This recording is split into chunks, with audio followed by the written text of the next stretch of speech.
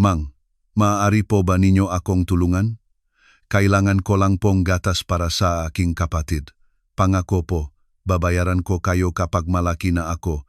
Napatigil si Arman. Katatapos lang niya sa opisina, pagkatapos ng nakakapagod na araw na puno, ngam nga pulong at hindi tugmang nga numero. Sa kanyang edad na 42, siya ang namumuno sa isang kumpanyang nagbibigay sa kanyang lahat ng kayamanang kailangan niya, ngunit walang kasiyahan. Nagpasya siyang maglakad pauwi sa halip na sumakay sa kanyang pribadong sasakyan. Umasang ang sariwang hangin ay makapagpawi sa kanyang sakit ng ulo. Ngunit naroon ang maliit na babae nakatayo sa harap ng minimart, karga ang isang bungkos na nakabalot sa kupas na kumot. Hindi siya maaring higit sa 6 na taong gulang, ngunit ang kanyang mata ay may bigat na nakpakalabuan sa kanya.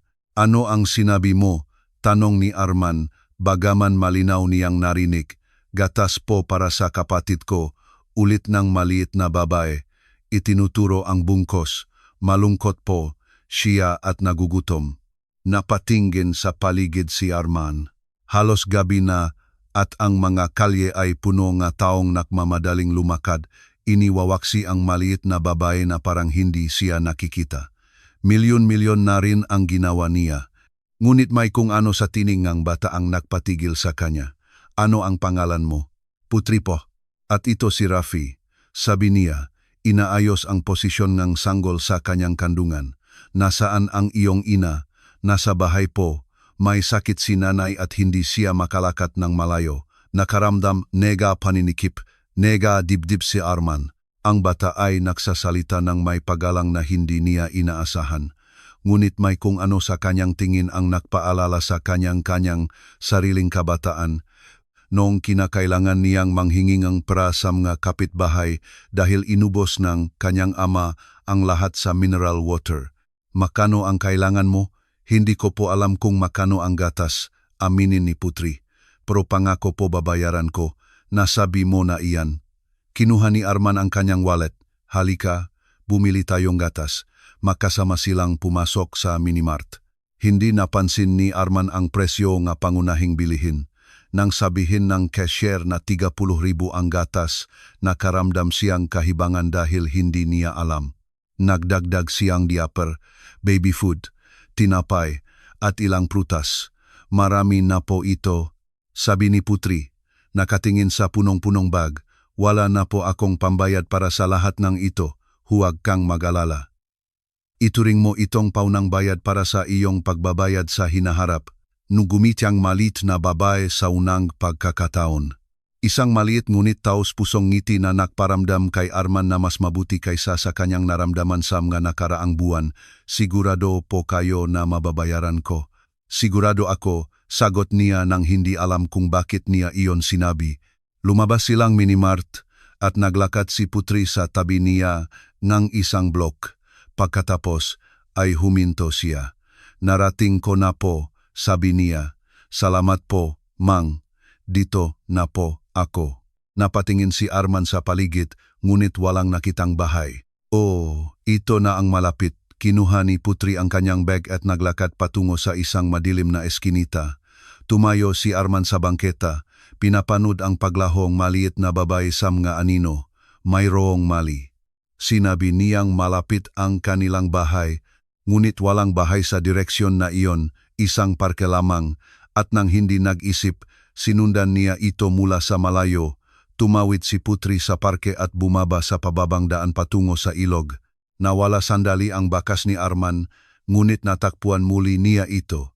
Naglakad siya patungo sa ilalim ng tulay. Nang lumapit siya, may nakita si Arman na ikinagulat niya. Sa ilalim ng tulay ay may isang batang babae na nakahiga sa ilang karton at kupas na kumot. Mukha siyang may sakit at maputla. Tumakbo si Putri papalapit. Tingnan mo, nanay, nakakuha akong gatas para kay Rafi. Ang babae, na hindi maaring higit sa 25 taong gulang, ay mahirapang bumangon. Paano mo nakuha ang pera? May mabait pong lalaki na tumulong sa akin. Napakabuti niya. Naktago si Arman sa likod ng posteng tulay, tulad ng isang espiya. Nakita niya kung paano maingat na inihanda ng babay ang boteng gatas, kung paano umupo si Putri sa tabi niya, at kung paano silang tatlong nagyakap sa ilalim ng kumot na hindi na karapat-dapat. Ito ay isang pamilya. Nakatira sila sa ilalim ng tulay. Wala silang kahit ano, ngunit sila ay isang tunay na pamilya. Nag-alagaan sila sa isa't isa, nagmamahalan, laging magkasama. Naisip ni Arman ang kanyang walang laman na bahay, ang hapunan na kinakain niya ng mag-isa sa harap ng telebisyon, ang ma-weekend na ginugol sa trabaho dahil walang mas mabuting gawin. Ang kanyang marangyang bahay ay may 8 silid tulugan, 4 na banyo, isang kusinang halos hindi nagagamit, at isang hardin na nakikita lamang ng hardinero. Ngunit sa ilalim ng tulay na iyon, sa ibabaw ng basang karton na may kupas na kumot, ang pamilyang iyon ay may isang bagay na hindi niya kailanman nakuha. Tunay na pag-ibig. Umalis siya ng palihim, may masikip na puso at kakaibang pakiramdam sa kanyang dibdib. Sa unang pagkakataon sa loob ng maraming taon, ang kanyang bahay ay tila mas walang laman kaysa dati. Hindi makatulog si Arman ng gabing iyon. Sa tuwing ipipikit niya ang kanyang mata, nakikita niya si Putri na karga ang kanyang kapatid, humihingi ng gatas ng may dignidad na nagpapalubag sa kanyang pakiramdam. Bumangon siyang 3 beses para uminom ng mainit na matamis na tsaa, ngunit kahit ang inumin na iyon ay hindi nakapagpapakalma sa kakaibang pakiramdam sa kanyang dibdib. Sa umaga, siya ay gising na, nakatingin sa kisame ang kanyang silid. Ang kanyang bahay ay may aircon, ventilador, kama na mas mahal kaysa sa taunang sahod ng maraming tao. Ngunit ang pamilya sa ilalim ng tulay ay tila mas comfortable kaysa sa kanya sa mga nakaraang taon. Sa almusal na binubuo lamang ng itim na kape at toasted bread na hindi man niya naubos, hindi niya mapigilan ang pag-iisip tungkol sa kanila. Mahimbing ba ang tulog ng sanggol? Malamig ba si Putri? Mas mabuti na ba ang kanyang ina? Sa opisina, siya ay nagulo. 3 beses nagtanong ang kanyang assistant kung okay lang siya. 10:00 ng umaga, nang ipresenta ng accountant ang quarterly profits, hindi makapag-concentrate si Arman. Sumasayaw ang numero sa harap ng kanyang mata, ngunit ang nakikita lamang niya ay ang maliit na babae na nangangakong magbabayad para sa isang karton ng gatas. Arman, sumasang-ayon ka ba sa kanyang mungkahi? Tanong ng sales manager. Anong mungkahi? Pagpapalawak sa Surabaya. Pinag-usapan na natin ito sa loob ng 20 minuto. Oh, siyempre. Ipagpatuloy mo, sagot niya nang hindi alam ang kanilang pinag-uusapan. Sa tanghali, kinansela niya ang lahat ng kanyang appointment at umalis sa opisina. Dumaan siya sa isang malaking supermarket na kanyang napansin at pinuno ang 2 trolley. Gatas, diaper, baby food, gamot, damit, kumot, juice, prutas, tinapay, lahat ng bagay na kanyang naisip na maring kailanganin nila. Naitindig ng cashier ang tingin sa kanya nang magbayad siya ng halos 3 milyon sa cash para sa kawanggawa. Tanong ng cashier. Isang uring ganon, sagot ni Arman habang dinadala ang mangga bag patungo sa kanyang sasakyan. Nagmaneho siya patungo sa parke na kumakabog ang puso. Hindi niya alam kung ano ang kanyang sasabihin. Wala siyang karanasan sa ganito. Sa buong buhay niya, nilulutas niya ang maproblema sa pera. Ngunit may nagsabi na iba ang pamilyang ito. Ipinark niya ang sasakyan malapit sa tulay at naglakad dala ang magabag. Nang makarating siya sa ilalim, nakita niya sila sa parehong lugar tulad ng kagabi. Ang babae ay gising, pinapakain si Rafing kutsara. Naglalaro si Putri sa mga bato na parang mga manika. Magandang umaga, sabi ni Arman. Pakiramdam na masyadong formal ang kanyang tinik. Agad na tensa ang babae at mas hinikpitan ang yakap sa sanggol. Tumingala si Putri at ngumiti. Ito po yung mabait na lalaki, mang, sigaw niya. Tumatakbo papalapit sa kanya. Putri, halika rito. Tawagin mo ang nanay mo, sabi niya ng malakas. Huwag kang lumapit, pero nanay, siya po ang tumulong sa akin kahapon. Mabait siya. Dahan-dahang tumayo ang babae, hindi pa rin bitawan si Rafi. Mas bata siya kaysa sa inakala ni Arman ngunit may tingin na parang marami na siyang nakita. Ano ang gusto mo? Tanong niya ng direkta. Nagdala lang ako ngilang gamit na baka kailanganin ninyo. Inilagay ni Arman ang magabak sa lupa. Pagkain, gamot, damit, bakit? Ang tanong ay ikinagulat niya.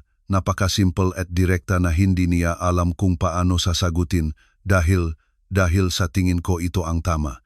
Walang libre, sabi ngang babae. Ano ang kapalit? Wala. Talagang wala. Tumawa siya, ngunit hindi tuwang-tuwang tawa. Manggalalaki na tulad mo, laging may gusto. Naramdaman ni Arman na parang sinuntok. Napagtanto niya na may dahilan ang babae para mahinala. Ang isang batang babae na nag-iisa, nakatira sa lansangan kasama ang dalawang maliliit na anak, ay natutong pangalagaan ang sarili. Hindi ako tulad ng mga lalaking iyon, sabi niya ng mahina. Gusto ko lang tumulong. Bakit dahil kahapon humingi ng tulong ang anak mo sa akin at hindi ko alam na may nakbago? Matagal siyang pinagmasdan ng babae. Si Putri ay lumapit na sa mga bag at tiningnan ang lahat ng malalaki ang mga mata. Tingnan mo, nanay, may gamot na tulad ng kailangan ni nanay. May sakit ka? Tanong ni Arman. Batuking na po ako ilang linggo na, hindi gumagaling. Nagdala akong gamot sa ubo, syrup at tablet. Sabing pharmacist, maganda ito sa ubo. Hindi pa rin gumagalaw ang babae, ngunit nakita ni Arman na bahagyang lumambot ang kanyang mga mata. Ano ang pangalan mo? Tanong niya. Arman, ako si Arman. Ako naman si Aisha. At kilala mo na si Putri at Rafi. Nice to meet you. Dahan-dahang lumapit si Aisha sa mga bag. Nang makita ang mga gamot, agad niya itong kinuha. Magano po ang babayaran ko? Hindi mo kailangang magbayad. Lahat naman may presyo, di ba? Ito ay regalo. Tumingin si Aisha sa kanyang nga mata sa unang pagkakataon.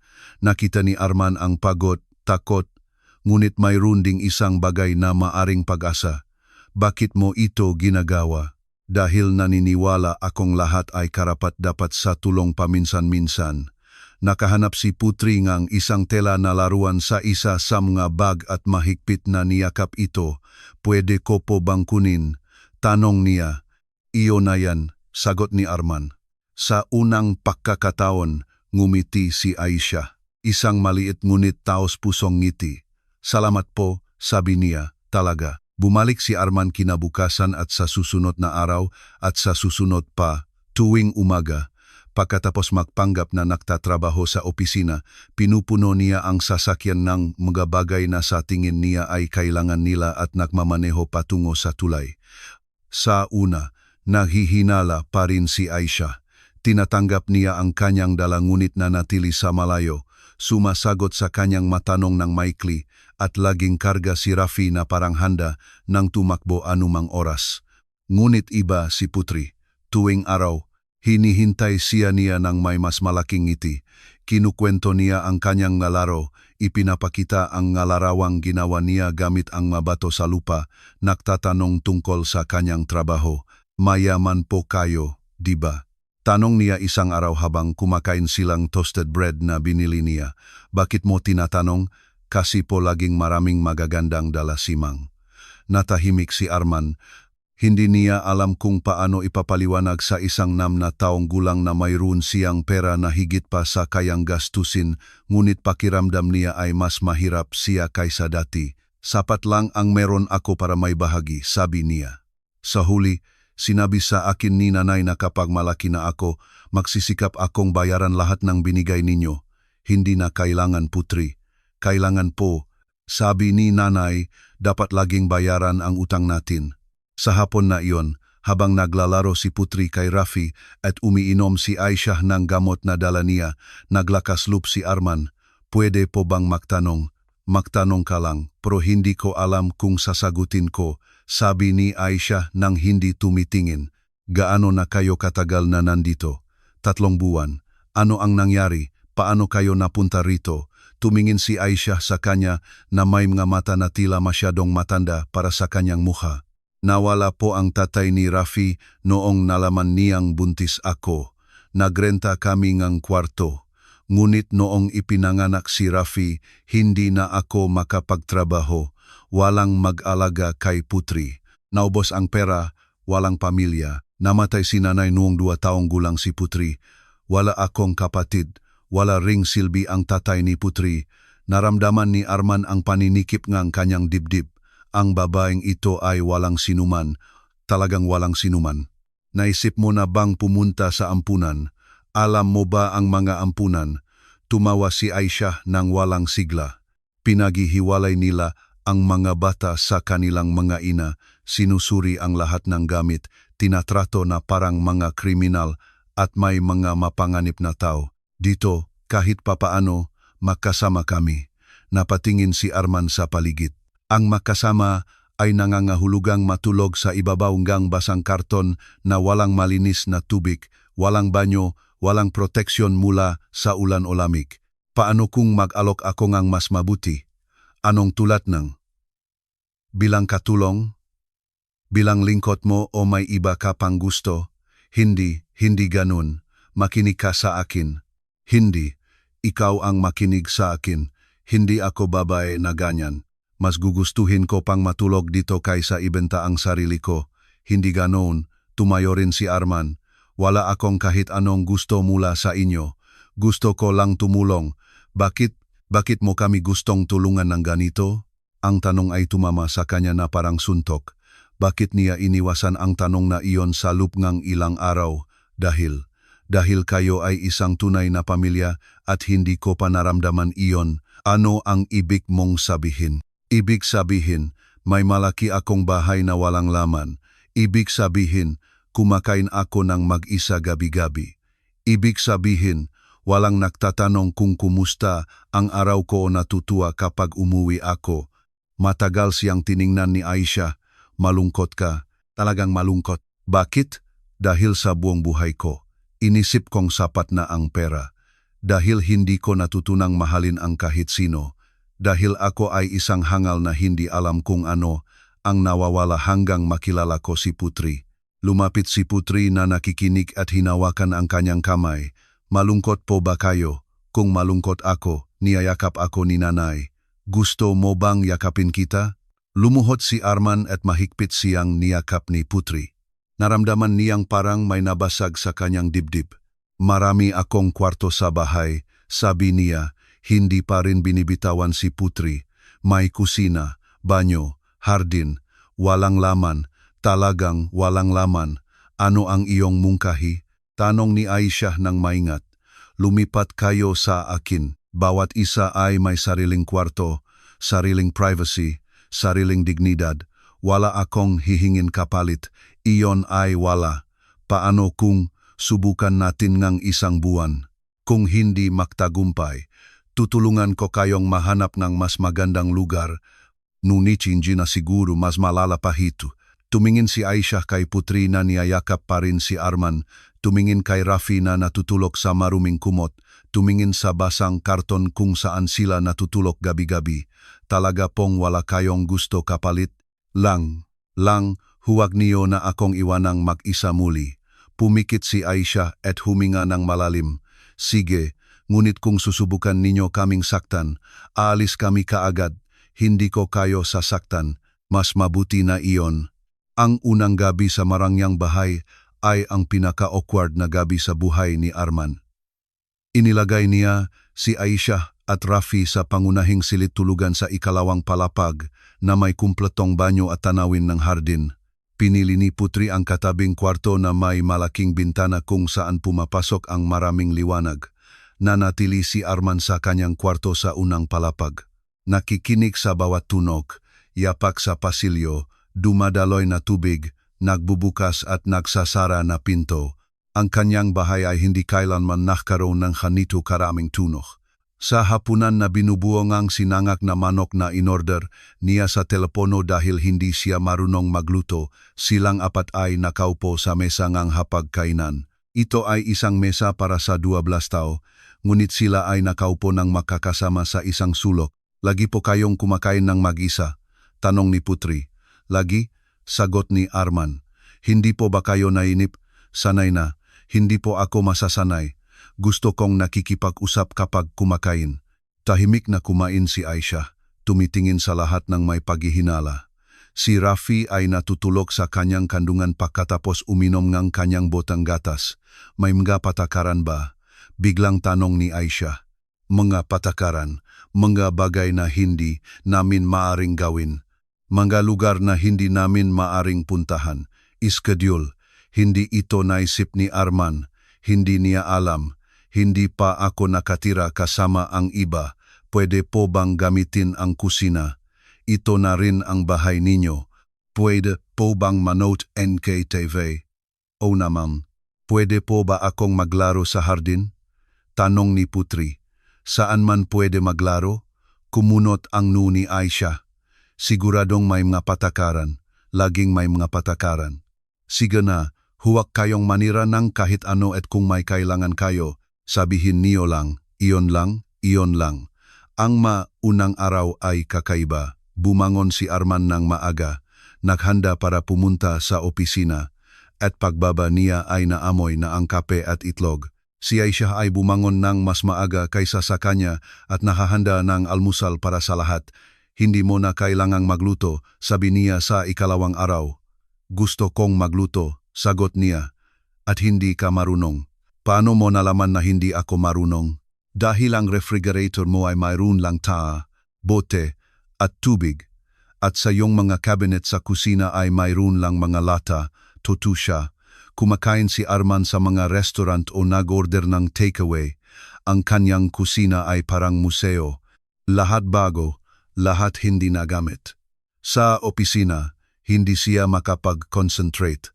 Iniisip niya kung ano ang kanilang ginagawa sa bahay. Natagpuan na ni Putri ang malaruang binili niya. Mas mabuti na si Rafi. May hinala pa rin si Aisha sa kanya. Nagsimula siyang umuwi ng mas maaga mula sa trabaho. Gumagawa ng dahilan para makauwi bago magalas. 6. Gusto niyang makita kung ano ang nagbago, kung anong mga bagong tunog ang naroroon. Isang hapon, umuwi siya at natakpuan si Putri sa hardin na gumuguhit sa lupa gamit ang mga sanga. May mga natatapakan na bulaklak sa paligid ng lugar kung saan siya naglalaro. Ano na naman ang ginagawa mo? Gumagawa po ako ng bahay. Tingnan ninyo, ito ang kusina, ito ang kwarto ko, ito ang kwarto ni Rafi. Sino ito? Tanong ni Arman. Itinuturo ang mas malaking bilog. Si tatay na nagtatrabaho po. Lagi akong nagtatrabaho. O, sabi ni nanay, maraming trabaho si tatay. Lumuhod si Arman sa tabi ni Putri. Nanay, ano pa ang sinabi mo? Sabi ko, napakabuti po ni tatay sa akin at kay Rafi, pero malungkot po si tatay. O, ang mamata po ni tatay ay malungkot tulad ng mamata ni nanay nung nakatira kami sa kalsada. Nang gabing iyon, hindi nakulong si Arman sa kanyang opisina tulad ng dati. Nanatili siya sa sala, nanonood ng TV, bumaba si Aisha kasama si Rafi. Pagkatapos paliguan ito, pwede po akong umupo? Tanong niya. Ito na rin ang bahay ninyo, hindi na kailangang humingi ng pahintulot. Umupo siya sa kabilang dulo ng sofa na may Rafi sa kanyang kandungan. Ang sanggol ay tiningnan siya ng may pagkausyoso. Gusto mo bang buhatin? Tanong ni Aisha bigla. Hindi ko alam kung paano. Madali lang. Buhatin mo lang ng maayos. Hindi pa kailanman nagbuhat ng sanggol si Arman. Mas mabigat si Rafi kaysa sa inakala niya, ngunit mas malambot din.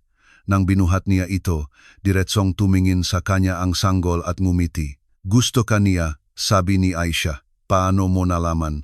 Dahil ngumiti siya. Hindi ngumingiti si Rafi sa kahit sino. Ilang buwan na siya. 8 buwan. Halos gumagapang na. Tila naiintindihan. Gumalaw si Rafi sa bisik ni Arman, sinusubukang bumaba, inilagay siya ni Aisha sa sahig at nagsimulang gumapang ang sanggol patungo sa mesa sa sala.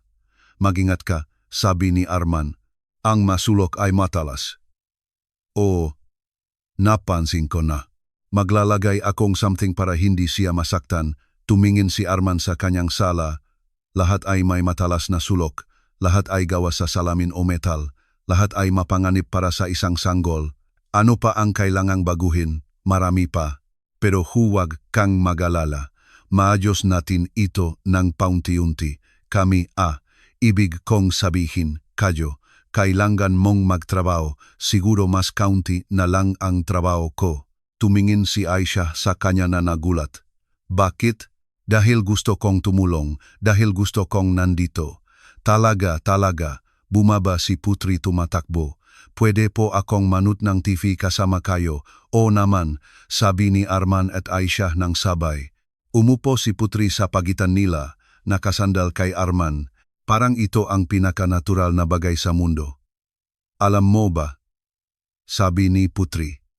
Mas gusto ko ang bahay na ito kaysa sa ilalim ng tulay. Bakit?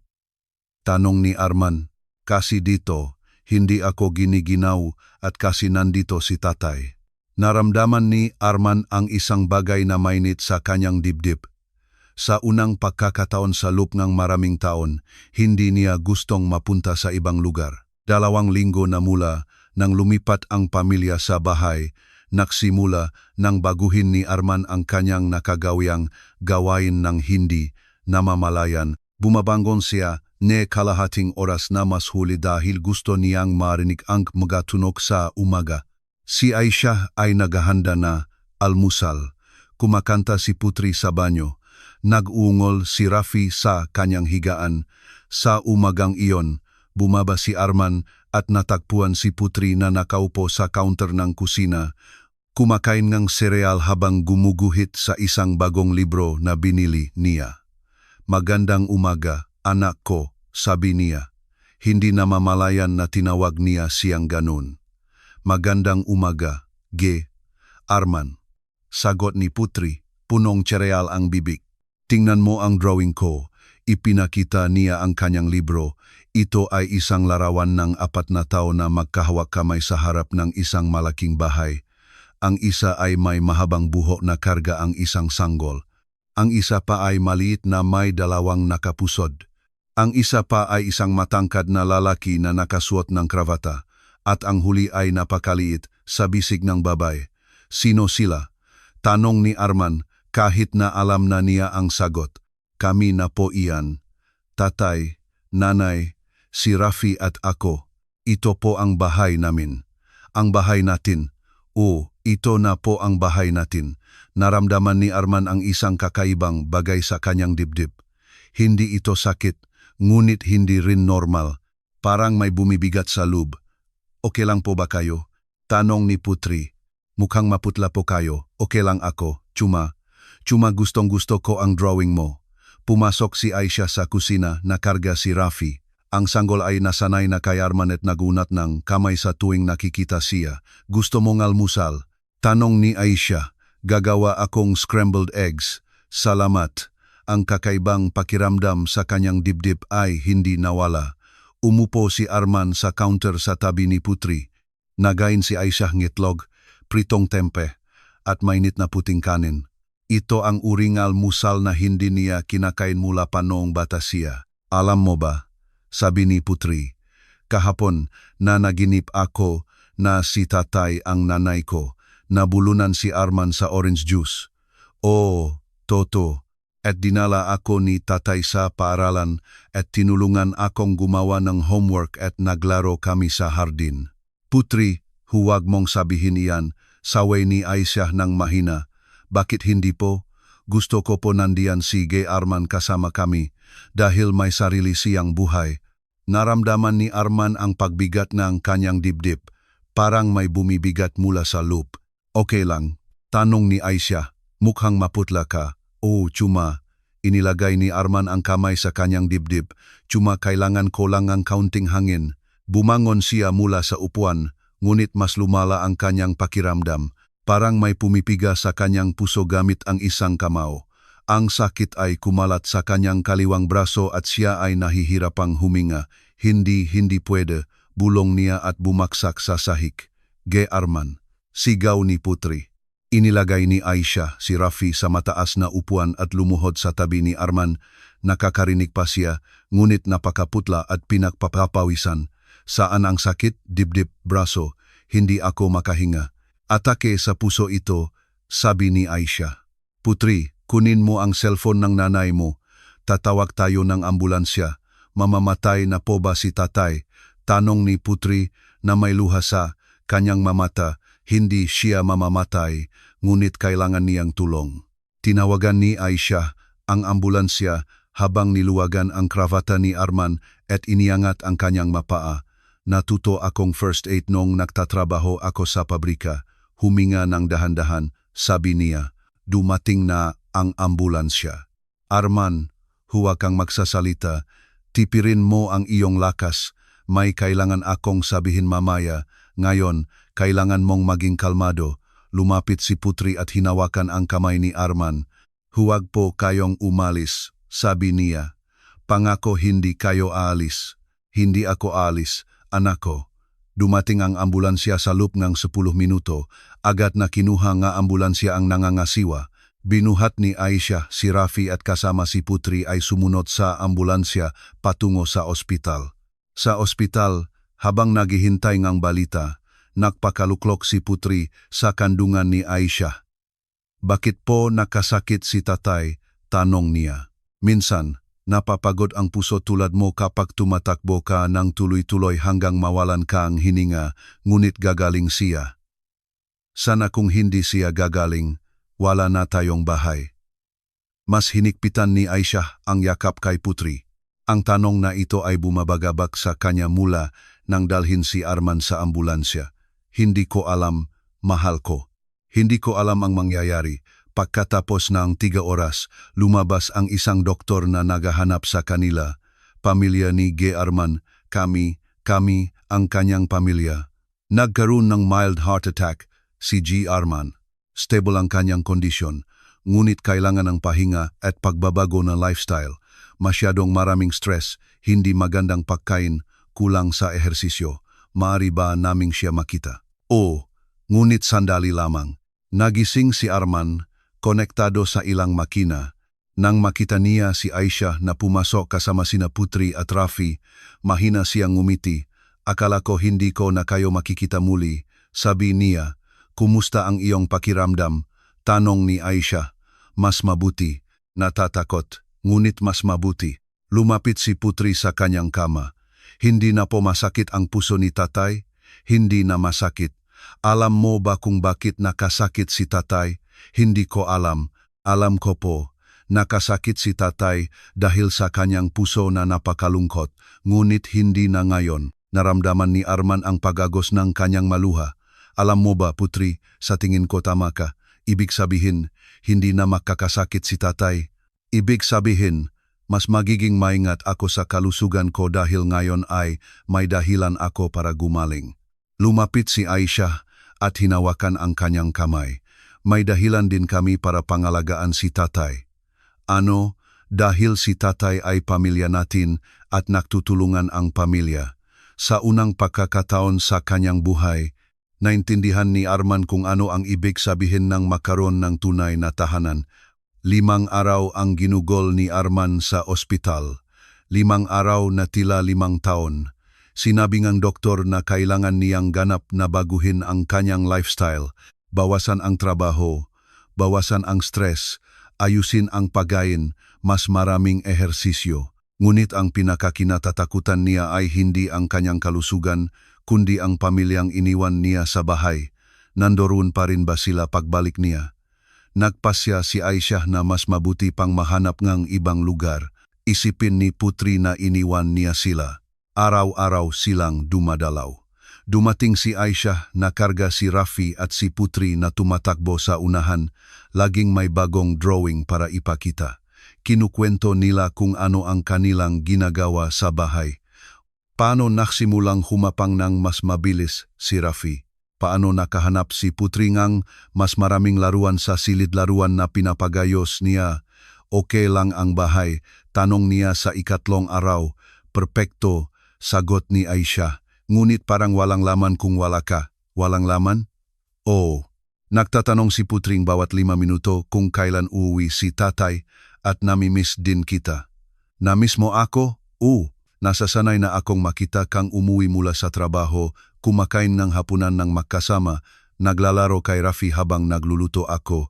Ang masalitang iyon ay nagparamdam sa kanya na mas mabuti kaysa sa lahat na gamot na ibinigay.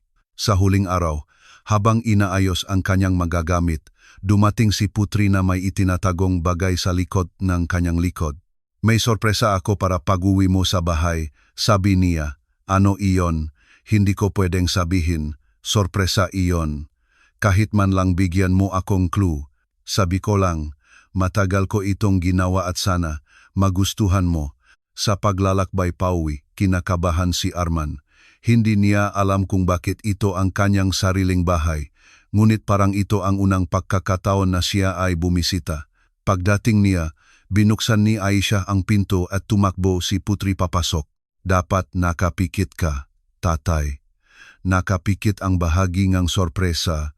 Pumikit si Arman at naramdaman ang maliit na kamay ni Putri na humawak sa kanyang kamay. Ginabayan niya sa sala, pagkatapos ay sa pasilyo hanggang sa makarating sila sa silid kainan. Pwede na akong magbukas ng mata. Nang buksan ni Arman ang kanyang mata, nakita niya ang isang bagay na hindi niya malilimutan. Nakasabit sa kisame ng silid kainan, mayroong isang banner na gawa sa makukulay, na papel na nakasulat, "Welcome home, Father." Tumayo siya na nakatingin sa banner, hindi makapagsalita. Ginamit ni Putri ang pinakamahalagang salita na kailanman narinig niya sa kanyang buhay, "Welcome home." At tatay, nagustuhan mo ba? Tanong ni Putri, kinakabahan dahil sa kanyang katahimikan. Tinawag mo akong tatay? O, mali ba? Hindi. Sabi ni nanay, inalagaan mo kami na parang tatay at ako.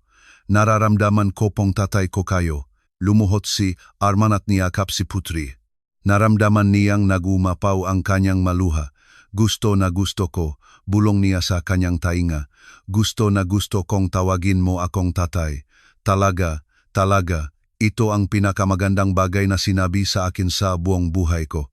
Kumalas si Putri sa kanya at ngumiti ng malaki. Tingnan mo, nilagyan ko rin ng palamuti ang buong bahay. Tumingin si Arman sa paligid. May mga larawang nakadikit sa dingding, mga bulaklak mula sa hardin sa mga vase, mga unan na nakaayos sa sofa. Ang bahay ay tila buhay. Aisha, tumulong ka. Oh, tinuruan niya akong gumawa ng banner at tinulungan din niya akong magluto. Oh, gumawa kami ng paborito mong pagkain. Paano mo nalaman ang paborito kong pagkain? Dahil binabantayan ni nanay kung ano ang pinakagusto mong kainin. Lumabas si Aisha mula sa kusina, karga si Rafi at nakangiti. Kumusta ang pakiramdam mo? Tanong niya. Parang umuwi ako sa unang pagkakataon sa aking buhay. Nagustuhan mo ba ang ginawa namin? Gusto na gusto ko, ngunit hindi ninyo kailangan gawin lahat ito. Kailangan namin, sabi ni Putri, dahil si tatay ay pamilya natin at ang pamilya ay nagtutulungan. Sagot ni Aisha, at natutuwa siyang may umuwing bahay. Tumingin si Arman kay Rafi na nagunat ng kamay sa kanya. Binuhat niya ito at agad na isinandal ngang sanggol ang kanyang ulo sa kanyang balikat. Alam mo ba, sabi niya, sa buong buhay ko, inisip kong alam ko kung ano ang ibig sabihin ng tagumpay. Inisip kong ito ay ang pagkakaroon ng pera, malaking bahay, maunlad na negosyo. Ano na ang iniisip mo? Tanong ni Aisha. Ngayon, inisip kong ang tagumpay ay ito. Ang pagkakaroon ng tao na naghihintay sa bahay, pagkakaroon ngang anak na tumatawag sa akin na tatay, pagkakaroon ngang isang tao na nag-alala kung ako ay makasakit. Ibig sabihin, magiging pamilya tayo. Ibig sabihin, magiging pamilya tayo. Sigaw ni Putri na masaya, at niyakap ang kanyang mabinti. Lumapit si Aisha at sa unang pagkakataon, niyakap din niya siya. Welcome home, sabi niya sa kanyang tainga. Salamat sa pagbibigay sa akin ng tunay na tahanan. Nang gabing iyon, naghapunan sila ng makasama sa silid kainan sa ilalim ng makukulay na banner. Napansin ni Arman na hindi niya kailanman nagamit ang mesang iyon ng ganito kadalas. Palagi siyang kumakain sa kusina, mag-isa habang nanonood ng TV. Ngunit ngayon ang mesa ay puno ng tawanan, pag-usap, mga plato na pinagpapasapasahan, punong buhay. Alam mo ba kung ano ang pinakamaganda kapag nandito si tatay? Tanong ni Putri. Ano? Ngayon, tayo na ba talaga ang kumpletong pamilya? Tumingin si Arman sa paligid ng mesa. Si Putri ay kumakain ng marumi ang makamay na punong kulay dahil sa paggawa ng banner. Si Aisha ay nagpapakain kay Rafi habang kumakain din. Bumubulong si Rafi at nagtatapon ng pagkain sa sahig. Ito ay magulo, maingay, magulo, perpekto. 2 linggo pagkatapos lumabas sa ospital, ganap nang nabago ni Arman ang kanyang nakagawiang gawain. Lumalabas siyang opisinang alas 5 ng hapon, nagdedelegasyon ng mas maraming trabaho sa kanyang nga empleyado at sa unang pagkakataon sa loob ng maraming taon, hindi siya nagtrabaho sa weekend. Ang Sabado ang naging paborito niyang araw. Bumangon siyang tanghali, nag-almusal kasama ang pamilya at pagkatapos ay ginawa ang mabagay na hindi niya kailanman ginawa. Naglaro kasama si Rafi sa hardin, tumulong kay Aisha sa mga halaman at higit sa lahat nakita si Putri na naguhit. Sa Sabado, si Putri ay nakaupo sa sahig. Sala, gumuguhit sa lumang magazine na kanyang nakita. Umupo si Arman sa tabi niya. Ano na naman ang ginuguhit mo? Bahay. Ngunit kulang sa kulay. Nakita ni Arman ang 2 Crayola na mayroon si Putri, isang pula at isang asul, parehong pagod na. Anong kulay ang gusto mo? Lahat, sabi ni Putri na nakangiti. Berde para sa damo, dilaw para sa araw, kayumanggi para sa mga puno, rosas para sa mga bulaklak. Paano kung bumili tayo nga Crayola? Talaga, nang ningning ang mata ni Putri, pwede akong bumiling kahit gaano karami ang gusto mo, ngunit wala akong pera. Hindi mo kailangan ng bibigyan kitang regalo. Ngunit kung gayon, paano ko babayaran ang lahat ng binigay ninyo? Napagtanto ni Arman na palaging sinasabi iyon ni Putri. Sa tuwing may ibinibigay siya, nagtatanong siya kung paano ito babayaran. Tinuruan siya ni Aisha na lahat ay may presyo, na ang tulong ay dapat laging ibalik. Putri, halika rito. Tawag niya, nagbibigay daan sa sofa. Gusto ni tatay na makipag-usap sa iyo. Mali ba ako, anak ko? Sa kabaliktaran, ngunit gusto ni tatay na maintindihan mo ang isang napakahalagang bagay. Umupo si Putri sa tabi niya, dala ang kanyang naguhit. Ano? Kung talagang nakmamahalan ang matao, hindi sila nagbibilang, hindi nag-isip kung ano ang babayaran o ibabalik. Ibig sabihin, kung inalagaan ka ni nanay noong may sakit ka, babayaran mo siya, hindi, ngunit siya ang nanay ko. At kung naglaro ka kay Rafi para hindi siya umiyak, babayaran ka niya. Hindi, ngunit siya ang aking kapatid. Kung ang tatay ni Putri ay nag-isip sandali, ang mga tatay na tulad ng tatay ko. At ang tatay ay hindi umasa na babayaran, nega kanyang miga anak ang kanilang atensyon. Nagbibigay si tatay dahil gusto niyang magbigay, dahil mahal niya. Ngunit kung gayon, hindi ko mababayaran ang lahat ng binigay ninyo. Gusto mong malaman kung paano mo mababayaran? Gusto ko. Sa pamamagitan ng yakap, sa pamamagitan ng ngiti, sa pamamagitan ng guhit, sa pamamagitan ng pagtawag sa akin na tatay, sa pamamagitan ng pagbayag sa akin na maging bahagi ng iyong pamilya. Tahimik si Putri, pinoproseso ang kanyang narinig. Nakapagbayad na ako. Nabayaran mo na ang lahat ng 1000 beses na higit pa sa ibinigay ni tatay. Paano? Dahil bago ko kayo nakilala, hindi alam ni tatay kung ano ang ibig sabihin ng kaligayahan. Hindi niya alam kung ano ang ibig sabihin ng may nagmamahal. Hindi niya alam kung ano ang ibig sabihin ng magkaroon ng pamilya. At ngayon alam na ni tatay, at lahat ito dahil sa iyo, sa iyong nanay, at kay Rafi. Lumapit si Putri at mahigpit siyang niyakap. Kung gayon, pwede ko bang tanggapin ang mga Crayola, lahat ng Crayola sa mundo, at mga coloring book, at mga drawing book, at siguro isang manika? Tumawa si Arman, at siguro isang manika.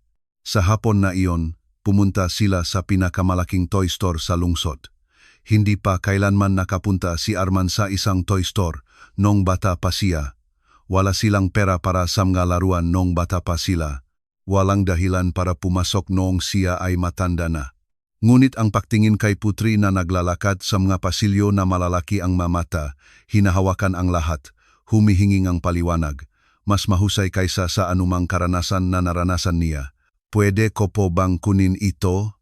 Tanong ni Putri, itinuturo ang isang malaking kahon ng mga Crayola. Ilang kulay ang meron? 120, 10 kulay. Meron pong ganun karaming kulay. Meron, tingnan mo rito, nakasulat na mayroong navy blue, sky blue, light blue, dark blue. Kailangan mo ba ang lahat na asul na iyon? Oo, dahil ang bawat bagay ay may iba't ibang asul. Ang langit ay sky blue, ang dagat ay navy blue, ang damit ni Rafi ay light blue. Tama ka, kukunin natin ang 120 kulay. Bumili rin silang 5 coloring book, 10 drawing book, isang manika na pinili ni Putri dahil ang buhok nito ay parang kay Aisha, at isang bola para laruin ni Rafi kapag malaki na siya. Sa cashier, abang binibilang NG empleyado ang lahat, nagulat si Arman. Higit sa lahat ni, pera ang ginugol niya para sa mga laruan sa isang hapon kaysa sa buong buhay niya dati. Sigurado ka po, tanong ni Putri, nakatingin sa malaking bag. Ito po ay malaking pera. Sigurado, mas maganda pa nga. Ngayon, dapat tiyakin ni tatay na araw-araw kang gumuguhit para sulit. Palagi akong gaguhit. Sa sasakyan pauwi, patuloy na tumingin si Putri sa kanyang bagong kahon ng Crayola. Alam mo ba kung ano ang unang iguguhit ko? Ano? Ang pamilya natin. Ang gunitan gayon na may lahat ng tamang kulay. Si tatay, navy blue. Ang buhok ni nanay, dark brown. Ang buhok ni Rafi, light brown. At ang buhok ko, black. Nugunit anong kulay ang buhok ni tatay? Dark brown na may konting gray. Gray? Oo, dahil medyo matanda na si tatay. Tumawa si Arman. Salamat sa pagpapaalala, ngunit alam mo ba, gusto ko ang pagkakaroon ni tatay ng kaunting gray. Mukhang mas tatay. Mas tatay. Oo, dapat may kaunting gray ang tatay para mukhang matalino. Pagdating sa bahay, tumakbo si Putri para ipakita ang lahat kay Aisha. Nanatili si Arman sa sasakyan sandali, pinapanot siyang pumasok dala ang kanyang kayamanan. Hindi niya kailanman ginastos ang pera na nagparamdam sa kanya ng ganito kabuti. Hindi kailanman bumili ng isang bagay na may ganitong halaga, dahil hindi siya bumili ng mga Crayola at laruan. Bumili siya ng ngiti, bumili siya ng yakap, bumili siyang kaligayahan ng isang tao na tumatawag sa kanya na tatay, at iyon ay hindi matatawaran. 6 na buwan pagkatapos ang atake sa puso, ganap na nabago ang buhay ni Arman. Hindi na siya ang lalaking umuwing huli, kumakain ng mag-isa, at nakukulong sa opisina hanggang gabi. Ngayon siya ay isang ganap na ibang tao. Nagsisimula ang umaga sa tunog tawanan sa kusina. Si Aisha ay naghahanda ng almusal habang si Putri ay kinukwento ang kanyang panaginip kagabi at si Rafi na nakatayo nang bahagya ay hinahabol ang pusa na inampon nila noong nakaraang linggo. Tatay, kaya na pong sabihin ni Rafi na tatay, sabi ni Putri sa umaga habang kumakain sila ng martabak manis na naging tradisyon tuwing linggo. Talaga. Tumingin si Arman kay Rafi na nakaupo sa kanyang mataas na upuan, punong-pulot hanggang tainga. Sabihin mo, tatay. Siga ni Rafi habang pumapalakpak gamit ang malakit na mga kamay. Sinabi niya. Tumalon si Putri mula sa kanyang upuan. Nanay, narinig mo. Sabi ni Rafi, tatay. Ngumiti si Aisha mula sa kalan kung saan siya naghahanda ng martabak muli. Narinig ko, mahal ko. Naging pamilya na tayo na nakakapagsalita. Palagi naman po tayong pamilya, di ba? Tanong ni Putri. Oo, ngunit ngayon ay kumpleto na tayo. Sagot ni Arman habang nililinis ang mukha ni Rafi.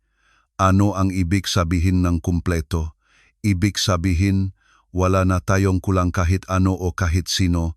Ang linggo ay naging banal na araw ng pamilya. Natutong gumawang martabak manis si Arman. Kahit na medyo sunok sa isang tabi, ginawa ni Aisha ang hardin na isang maliit na paraiso na may mga bulaklak at gulay. Pinuno ni Putri ang bahayng maguhit na binigyan ni Arman ng frame at isinabit sa dingding. At si Rafi ay natutong maglakad habang hinahabol ang lahat sa buong bahay. Sa linggong ito, pagkatapos ng almusal, naglaro ng football sa hardin si Arman kasama si Putri. Habang naglalaba si Aisha at sinusubukan ni Rafi na hulihin ang maparu-paro. Tatay, pwede po ba akong magtanong ng isang seryosong bagay? Sabi ni Putri, huminto na may bola sa kamay. Siyempre, anak ko, masaya ka ba bago mo kami nakilala? Ang tanong na ito ay ikinagulat niya. Si Putri ay may kakayahang magtanong ng bagay na nagpapaisip sa kanya. Sa tingin mo, sa tingin ko hindi. Dahil kung masaya ang matao, madalas silang ngumingiti at hindi ka ngumingiti nung nakilala namin kayo. Tama ka, hindi masaya si tatay. Bakit? Dahil inisip ko na para maging masaya, kailangan lang at trabaho. Hindi ko alam na ang pinakamahalaga ay ang magkaroon ng pamilya. At ngayon, masaya na ako. Ngayon, ako na ang pinakamasayang tao sa mundo, sungguhan sa mundo. Masaya sa mundo. Masaya pa sa presidente, masaya pa sa presidente, mas masaya sa mayaman, mas masaya sa lahat ng mayayaman na pinagsama. Tumawa si Putri at tumakbo para yakapin siya. Mas masaya din ako kaysa dati. Dati takot akong wala na kaming bahay, ngunit ngayon hindi na ako takot. Bakit hindi ka natakot? Dahil binabantayan kami ni tatay at dahil ngayon ay may tunay akong tatay. Sa hapon na iyon, pagkatapos kumain, ang buong pamilya ay nakpakaluklok sa sofa, nanonood ng pelikula. Si Rafi ay natutulog sa kandungan ni Arman. Si Putri ay nakasandal kay Aisha at sa unang pagkakataon sa kanyang buhay, naramdaman ni Arman na lahat ay nasa tamang lugar. Alam mo ba, sabi niya ng mahina para hindi magising si Rafi. Ano? Tanong ni Aisha at Putri ng sabay. Gusto kong gawing opisyal ni tatay ito. Ano iyon? Tanong ni Aisha, pag-aampon. Gusto kong opisyal na iampon si tatay kay Putri at kay Rafi. Naging tense si Aisha. Ano ang ibig sabihin niyan? Ibig sabihin, sila ay legal na mga anak ni tatay. Magkakaroon sila ng apelido ni tatay kung gusto nila. Makakaroon sila ang lahat ng karapatan tulad ng mga biyolohikal na anak. At kung may mangyari sa akin, magmamana silang lahat ng pag-ari ko. Ngunit kailangan kong pumirma nga dokumento na nagalis ng aking karapatan. Hindi. Ikaw pa rin ang kanilang nanay magpakailanman. Gusto lang ni tatay na maging tatay din nila. Tumayo si Putri na may sigla. Ibig sabihin, Putri Arman ang pangalan ko. Kung gusto mo, gusto ko. At ako naman, tanong ni Aisha. Ikaw ang magiging asawa ko kung tatanggapin mo. Tahimik ang pumuno sa silid. Matagal na tiningnan siya ni Aisha na parang sinusubukang unawain kung seryoso siya. Nagpropropose ka ba sa akin? Nagmumungkahi akong maging tunay na pamilya tayo sa lahat ng paraan. Kung sasabihin kong hindi, magiging pamilya pa rin tayo tulad ngayon, ngunit mas gugustuhin ko kung sasabihin mong Bakit? Dahil mahal kita at ang mga bata. At gusto kong malaman ng lahat na kayo ang pamilya ko. Pumalakpak si Putri ng walang tunog. Sabihin mo nanay, sabihin mo Matagal na natahimik si Aisha at pagkatapos ay ngumiti. Sige, ngunit may isang kondisyon. Ano? Kailangan mong matutong gumawa ng mas magandang martabak. Ang sa iyo ay sunog. Malakas na tumawa si Arman na nagising kay Rafi. Sang-ayon. Ibig sabihin, magiging pamilya tayo magpakailanman. Tanong ni Putri, magpakailanman. Tiyakin mo, Arman, at walang mahihiwalay sa atin. Wala, hindi kailanman. Bumangon si Putri mula sa sofa at kinuha ang kanyang kahon Crayola. Gusto kong gumawang espesyal na drawing para ipagdiwang ito. Anong drawing? Ang pamilya natin. Ngunit sa pagkakataong ito ay isusulat ko sa ilalim, Pamilya Arman. At sa unang pagkakataon sa kanyang buhay, alam ni Arman na natagpuan niya ang kanyang lugar sa mundo. Isang taon pagkatapos ng kanilang kasal, bumangon si Arman ng maaga tulad ng dati. Ngunit sa pagkakataong ito, hindi para magmadali sa opisina, kundi para maghanda ng almusal.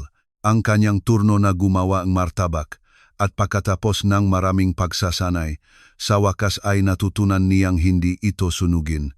Habang hinahalo ang butter, pinagmasdan niya ang kusina na dati ay parang hindi nagagalaw na museo, ngayon ay puno ng buhay. Ang maguhit ni Putri ay nakadikit sa refrigerator, ang mga laruan ni Rafi sa sahig, ang mga halaman ni Aisha sa bintana, at ang patuloy na amoy ng lutong bahay.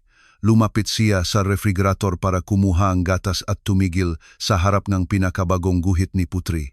Ito ay isang pamilya na may 5 figura na makahawak kamay. Siya, si Aisha, si Putri, si Rafi at isang bagong miyembro. Ang pusa na inampon nila dahil hindi tumigil sa pahabol si Rafi sa pusa sa hardin. Ngunit espesyal ang guhit na ito. Sa ilalim nito, sa pinakamayos na letra, isinulat ni Putri, Pamilya Arman magpakailanman. Nakita mo na ba ang bago niyang drawing? Tanong ng isang boses sa kanyang likuran. Lumingon si Arman, si Putri ay naroon, nakadamit na para sa paaralan na may bagong bag at nakaayos na buhok. Nakita na ni nanay. Maganda talaga, anak ko. Ginawa ko kagabi pagkatapos mong ikwento ang tungkol sa pulong sa paaralan. Ang araw bago nito, pumunta si Arman sa unang parent-teacher meeting sa kanyang buhay. Tinanong ng guro kung sino ang tatay ni Putri at sumigaw siya ng may pagmamalaki. Siya, ang tatay ko, sabay turo sa kanya. Gusto mo bang sumama si tatay sa akin sa paralan? Oo naman, anak ko, lalo na kapag sinabi mong tatay ka, kasi totoo iyon. Hindi ako ang iyong biolohikal na tatay sa lahat ng aspeto. Lumabas si Aisha sa kusina. Karga si Rafi na 2 taong gulang na at patuloy na nagsasalita. Tatay, martaba, sigaw ni Rafi. Inunat ang kamay kay Arman. Magandang umaga, mahal. Hininalikan ni Aisha ang pisngi ni Arman. Kumusta ang tulog ng chef ng pamilya? Napakabuti. Napanaginipan ko ang martabak na nanalo ng premyo. Tingnan mo, sa wakas ay hindi nasunog, biro ni Putri. Hoy, 3 linggo na mula nung huli itong nasunog, ngunit maghahanda pa rin tayo, fire extinguisher para sa kasiguraduhan, sabi ni Aisha, kumukurap ang mata. Sa almusal, natapon ni Rafi ang juice sa mesa. Kinukwento ni Putri ang tungkol sa science project na kailangan niyang gawin at sinusuri ni Aisha ang listahan ng pamimili para sa hapunan mamaya. Ito ang uringang masayang kaguluhan na natutunan ni Arman na mahalin. Tatay, mamaya po uwi kayo ng maaga, tanong ni Putri. O, anak ko, lalabas ng 5:00. Pwedeng pumunta sa parka, pwedeng pumunta kahit saan mo gusto, at pwedeng dalhin si Rafi para mag-swing. Swing, sigaw ni Rafi habang pumapalakpak. Pwede pong dalhin si Rafi para mag-swing. Pagkatapos nga almusal, hinatid ni Arman si Putri sa paaralan. Ito ay isang bagay na hindi niya pinagsisihan. Laging kinukwento ni Putri sa paglalakbay at natuto siyang makinig ng totu. Hindi lamang nagpapanggap habang iniisip ang trabaho. Tatay, pwede po akong magtanong? Pwede kang magtanong ng kahit ano. Nagsisisi po ba kayo? Nagsisisi sa ano? Tumingin siya sa kanya. Sa pagkuha sa amin noong gabing iyon, sa pagbabagong lahat ng buhay ninyo para sa amin. Huminto si Arman sa harap ng paaralan at lumingon para tingnan siya. Alam mo ba ang pinakamagandang araw sa buhay ni tatay, nung araw na nakilala kita? Nung araw na humingi kang tulong para bilhin ang gatas para kay Rafi. Bakit? Dahil nung araw na iyon, nagsimula ang tunay na buhay ni tatay. Bago ko kayo nakilala, hindi ako buhay, nandito lang. Ano ang pagkakaiba? Ang pagiging nandito ay ang pagising, pagtatrabaho, pagkain, pagtulog. Ang buhay ay ang pagkakaroon ng tao na nagmamahal sa iyo, pagkakaroon ng dahilan para ngumiti, pagkakaroon ng pamilya na naghihintay sa bahay. Ngumiti si Putri at hinalikan ang kanyang pisngi. Nagsimula din akong mabuhay noong tinulungan ninyo kami. Oh, Totu, dati takot ako palagi. Takot na wala kaming pagkain, takot na paghihiwalayin kami, takot na lalong magkakasakit si nanay. Ngunit ngayon, hindi na ako takot sa kahit ano. Bakit hindi ka natakot?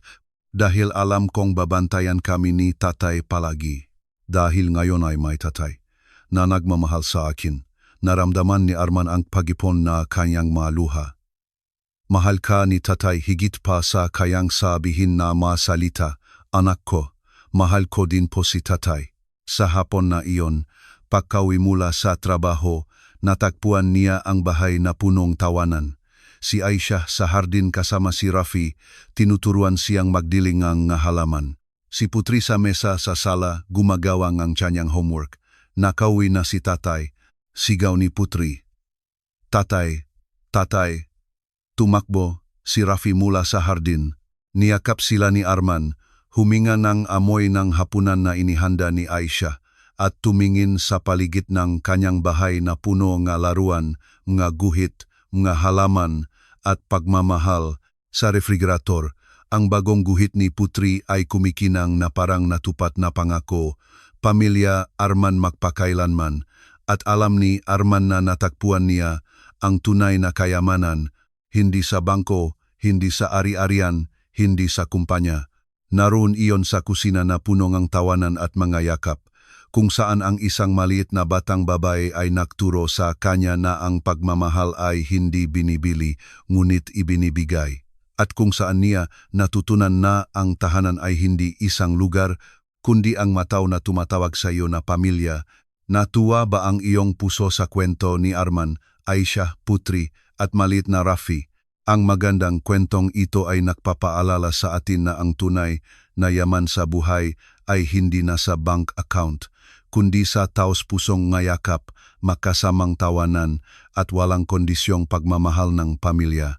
Kung ang kwentong ito ay nakaantik sa iyo tulad ng pagkaantik nito sa amin, huwag kalimutang i-like ang video na ito at ibahagi ito sa mga espesyal na tao na kailangang maalala na hindi pa huli ang lahat para mahanap ang tunay na tahanan. Masaya kaming malaman na ang aming kwento ay nakarating sa mga puso ng mga tao sa buong mundo. Kung na-enjoy mo ang kwentong ito tungkol sa mapagbabagong kapangyarihan ng pagmamahal ng pamilya, mag-subscribe sa aming channel para sa mas marami pang mga kwentong nakakaantig sa kaluluwa at nagpapaalala sa atin ng kahalagahan ng pagpapahalaga sa maliliit na bagay sa buhay. At sabihin sa amin sa mga komento kung mula saang bansa ka nanonood. Masaya kaming malaman na ang kwentong ito ngang pag-asa at pagmamahal ay nakalampas sa mga hangganan upang makarating sa iyo.